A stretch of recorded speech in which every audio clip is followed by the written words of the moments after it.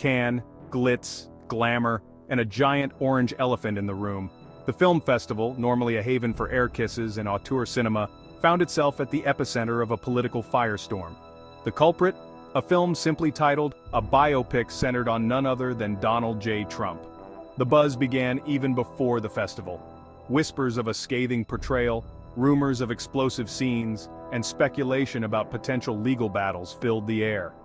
Hollywood, a town built on spectacle, had never seen anything quite like it.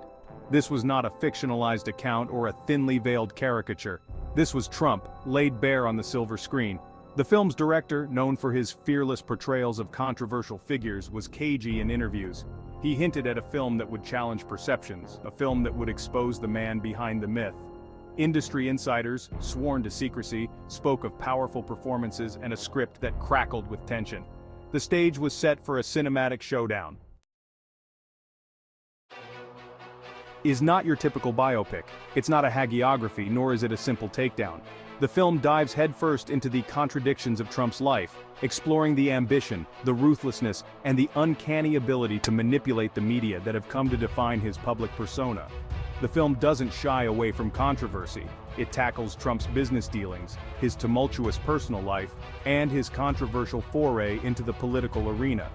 It lays bare the events that shaped him, the triumphs and the failures, the moments of grace, and the instances of crassness.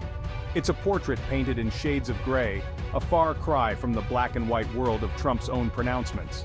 The film's release has been met with a mixture of anticipation and trepidation. Trump's supporters have already denounced it as a hit piece, a work of fiction designed to smear their hero. His detractors, on the other hand, are eagerly awaiting a film that they hope will expose the truth behind the carefully constructed facade.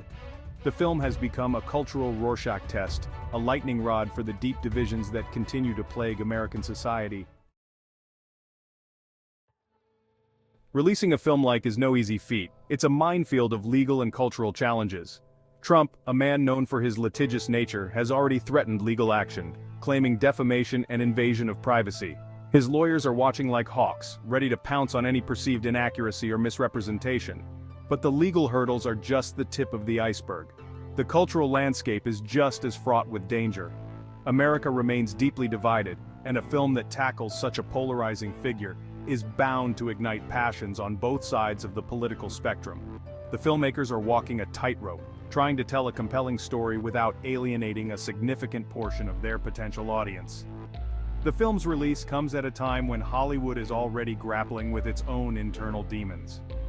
The industry has been rocked by scandals accused of being out of touch with the concerns of everyday Americans.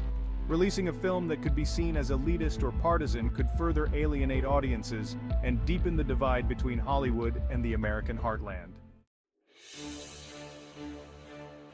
The decision to release or shelve The Apprentice is not just a creative one, it's a business decision with potentially huge ramifications. Hollywood is a business, after all, and studios are ultimately driven by profits. Releasing a controversial film could lead to boycotts, protests, and a decline in box office revenue. On the other hand, shelving the film would be seen as a form of censorship, a capitulation to political pressure. It would set a dangerous precedent, sending a message that certain stories are off limits, that Hollywood is more interested in protecting its bottom line than in fostering artistic expression. The stakes are high. A successful release could revitalize Hollywood's image, proving that the industry is still capable of producing bold, thought-provoking cinema. But a misstep could be disastrous, further damaging the reputation of an industry already struggling to maintain its cultural relevance. The public is watching and the pressure is on.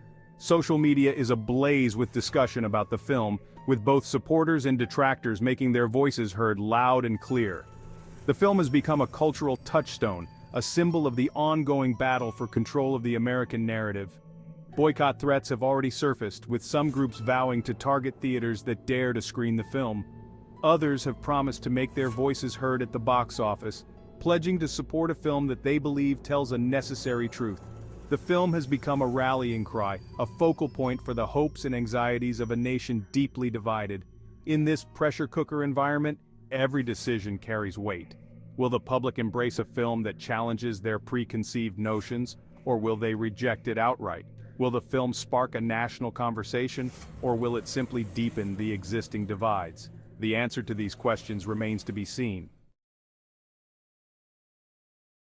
The final cut, the moment of truth. Will The Apprentice see the light of day, or will it be relegated to the dusty shelves of Hollywood history?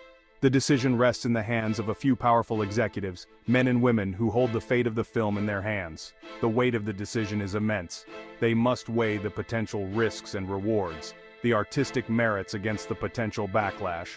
They must decide whether to prioritize profits or principles, to play it safe, or to take a stand. The future of Hollywood, and perhaps even the future of American discourse, hangs in the balance. In the end, the decision will be a defining one.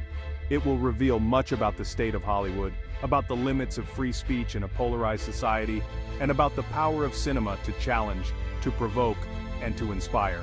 The world is watching, waiting to see if Hollywood will rise to the occasion or succumb to the pressure. The final cut is near.